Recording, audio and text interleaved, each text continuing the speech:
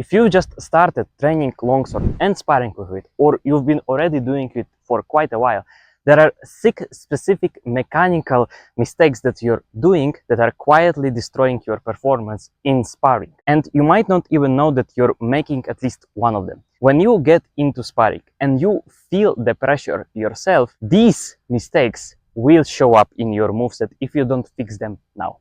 So let's actually fix them together. Mistake number 1 is the wrong fencing stance. So we're starting from this because everything else builds on it. The first one is probably being too tense from the very start. Of course, on your legs, right? So your body becomes rigid and it becomes locked in place, which isn't ideal for sparring. You may also have feet too close to each other, which will unbalance you very quickly, or you probably have them too wide, which makes actually moving in any direction just harder. You also have knees straight instead of bent, which actually makes you more slow to react. You probably have your front foot pointing sideways instead of towards your opponent, and it's probably way too further ahead than your front knee. It's supposed to be under your front knee. So how to fix all of this? The first thing you're supposed to follow is to relax in your fencing stance. You may be tensing up too much, and that's why you're getting tired quickly. Yes, you're getting tired quickly because you're actively trying to be this rigid sword fighter. This is not how we hold our fencing stance. It's supposed to be relaxed, like you're already loaded to move in any direction, of course specifically forward or backward, so to decrease the distance towards your opponent or increase it directly. You need to feel like a spring in your fencing stance instead of like a statue. Also, there is supposed to be roughly 1.5 feet between your feet in your fencing stance. So not too close like this and not too wide like this. Your knee is supposed to be bent and the weight is supposed to be distributed on both legs evenly. Of course, your front foot is supposed to be directly under your front knee for better structure. And of course, from this position, you're supposed to feel free to move forward or backwards without much recovery in the first place, without resetting it time and time again after making steps. So the fencing stance doesn't look like this or this.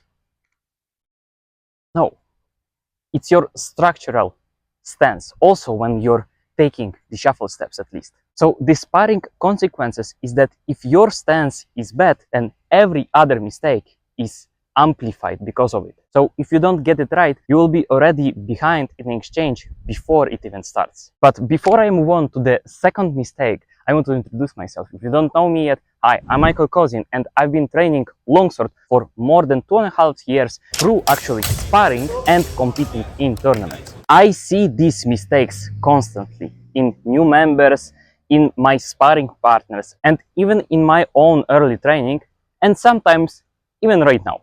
Yes, just a tiny bit. I also have a free community called START SWORDFIGHTING, the link in the description. And if you join it right now, I will personally reach out to you to help with your sword fighting technique and training. Mistake number 2 is not understanding footwork patterns. So let's get more in depth what I mean. The mistake that I'm talking about is that you as a beginner, you probably move your feet reactively without any fundamental movement patterns. So without any understanding of how you're supposed to take your steps. You're taking shuffle steps to the sides. You probably, I don't know, just start walking out of the saddle towards your opponent, or even just running like a stupid berserk.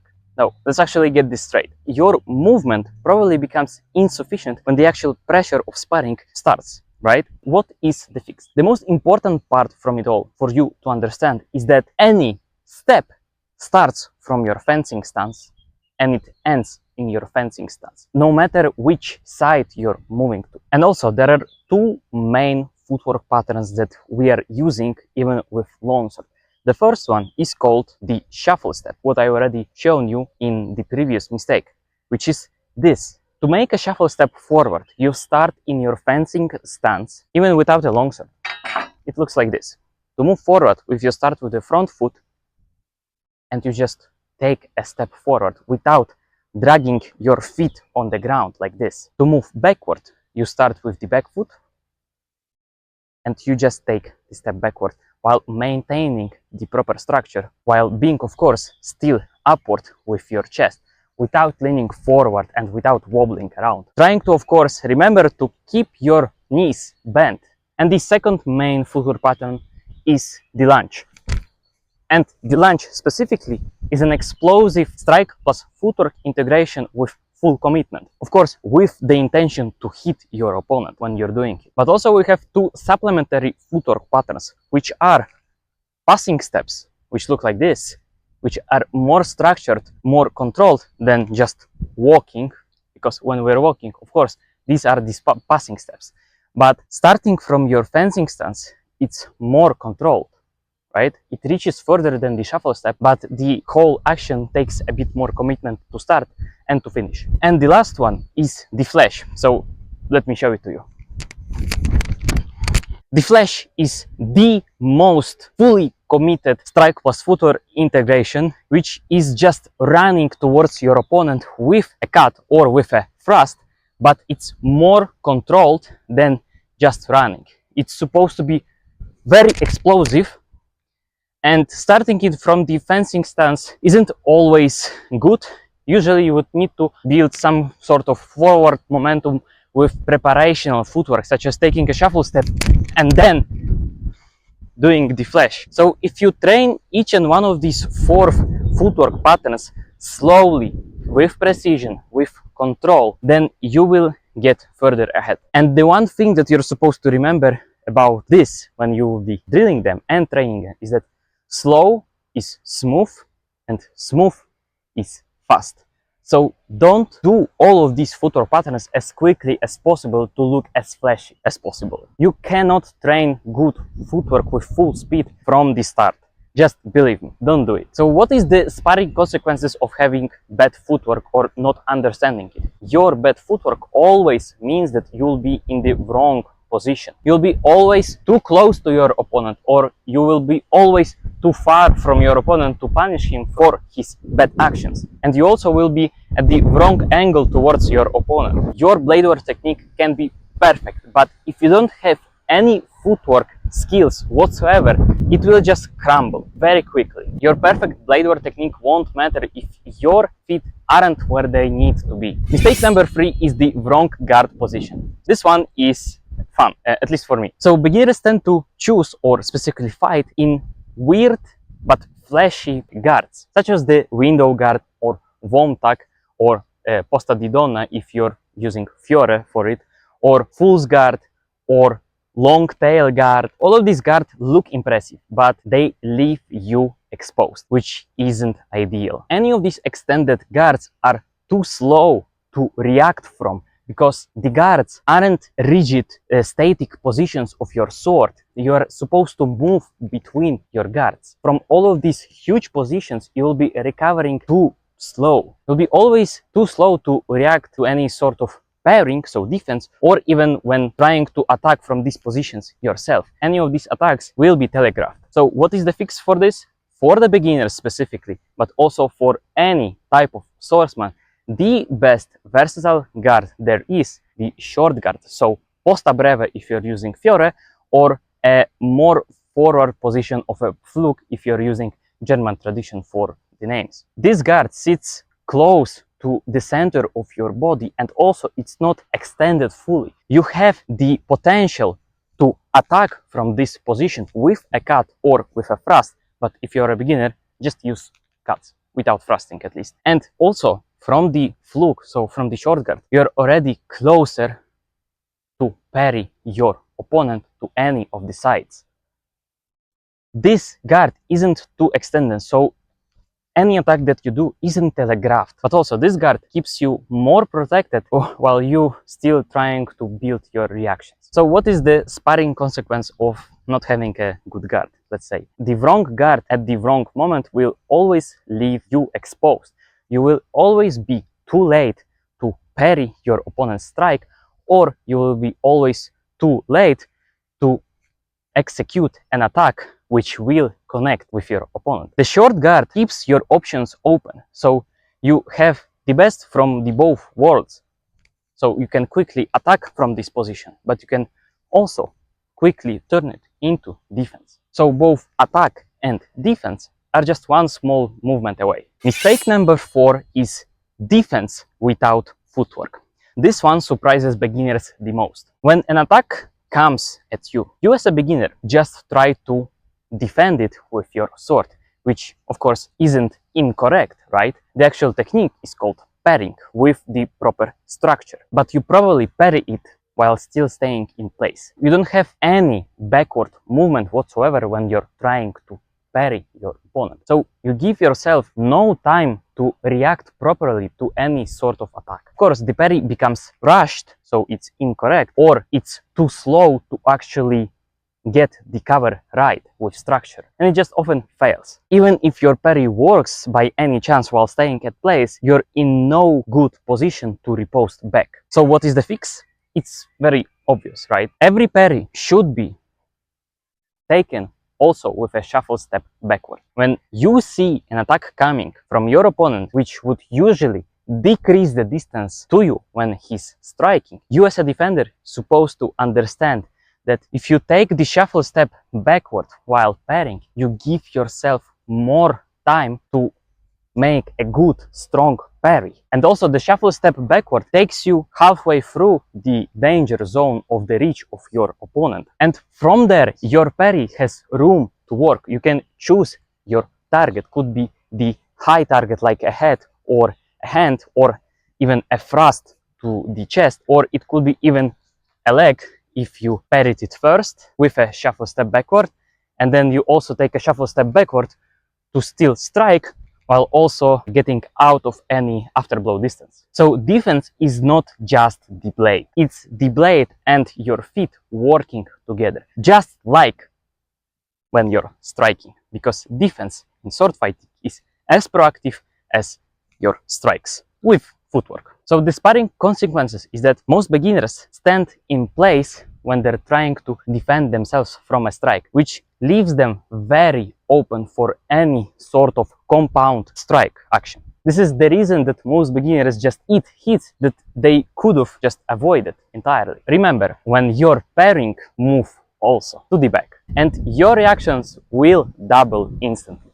Believe me. Mistake number 5 is hands and feet in the wrong order. So this one is counterintuitive specifically for the guys with martial arts background. What is the mistake? When beginners deliver the attack, they usually start by moving forward, by leading the whole movement with the legs first, and then extending their arms to strike with the sword. They step first and then they swing, which is a huge problem because this specific sequence telegraphs your strikes way more. It gives your opponent to react even more properly, or even worse, take the initiative himself and counter attack into you while you're striking him at the same time. So this sort of sequence means that your strikes will arrive way later. There is less chance for you to connect the actual strike.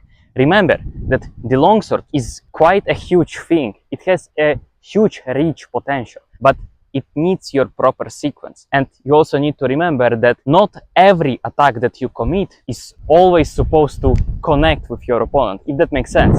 What is the fix? The correct sequence is your hands go first and then you follow up with your footwork. So hands first, feet second. Your cut initiates with the intention to hit and you follow it up with your footwork to reach even further with your strike. So the footwork itself doesn't make your attack hit harder. That's not the point of the strike plus footwork integration. The actual specific lunge, for instance, makes your cut reach even further than just with your bare hands, while of course still maintaining your proper structure to still fight on if you don't manage to connect your strike with your opponent. So let's say this strike gets parried, and in this position, of course, my hands are extended, but I can still recover them back to try to defend and still fight on if I need to. So the lunge and the flash operate from the same principle. Hands initiate the whole movement first, while footwork follows up afterwards. And of course, in an actual exchange at full speed, it's nearly instantaneous, because this sort of movement, as you can see, my hands and feet, they started nearly at the same time. But when you'll be drilling this slowly, I suppose, remember about the proper sequence. So make it as easier for you to drill it right. Remember that hands go first, then you follow up with the footwork. So that was the lunge. The flash is a bit more complicated. That's why it's the most athletically demanding strike plus footwork integration that you could do. But if it's too hard for your knees or your feet, then just don't do it, at least for now. Drill this with full control until the sequence feels automatic. What is the sparring consequence of doing this mistake? The other way, of course. If you step in first and then you swing, in the moment of you stepping into the reach of your opponent's sword, your opponent doesn't always need to decrease the distance with his own footwork to reach you. Sometimes he just knows that when you take a step forward, he just needs to counter-attack into you by just extending his arms first. If he does it perfectly, he connects the strike and also his own strike, so his counter-attack, shields him from your afterblow, so from your own initial strike that you've tried to do. So this incorrect sequence of stepping in first and then hands doing the strike, for the opponent, it's the most telegraphed thing that you can do. It's very easy to counter. Even for intermediate swordsmen, they know that they don't always need to even be on the defensive side when you're throwing this sort of attack. They just need to extend their arms first to win the exchange against you. If you start with your hands first, the real threat arrives quicker than your body to their own range. And mistake number 6 is hitting with the wrong part of the blade. What I mean by the wrong part of the blade? It's very simple. Beginners, probably you, when they're trying to strike with the intention to hit, they usually strike with the middle part of the blade or even with the base part of the blade, which usually leaves them very, very exposed to any sort of afterblow from their opponent, which is of course not ideal. If you strike with the closer part of your blade to your hands, that means that you arrive too closely to your opponent to basically do any sort of safe action that you can still get out of unharmed. As I said, at that range, your opponent can still just double hit you. So what is the specific fix? Your strikes should land with the end portion of your blade, specifically the last third. To achieve this, center your arms forward while you're cutting, because yes, even when you're cutting, you're trying to reach your opponent with your full range of motion while still keeping you structured at the same time. When you're striking with a cut, we're trying to deliver the strike with the last third section. So this, of course, requires correct distance management to do properly. You need to be at the right range before you commit. If you find yourself hitting your opponent with the base section of your blade, then you're too close to your opponent. You're too exposed to any sort of double hit, afterblow. So that means you overcommitted your distance management with your strike. What is the sparring consequence of this? If you're hitting with the base part of your blade, that means you'll be eating double hits for breakfast, lunch and dinner all of the time. You will be trading all of the hits at best, but at the right distance with the right commitment, right? You'll be hitting them sometimes out of range, sometimes still in their range, but you'll be a bit faster, and in this specific range, you will have still time to defend yourself from an incoming afterblow. What is the common thread? Each and one of these 6 mistakes is supposed to be trained and drilled slowly, with control, and with the intention to actually learn something. All of these mistakes have the root cause, which is called rushing. Rushing your speed, rushing your strikes, rushing your fencing stance, rushing your shuffle steps, rushing your lunges, rushing your commitment. The fix for all of them has the same principle.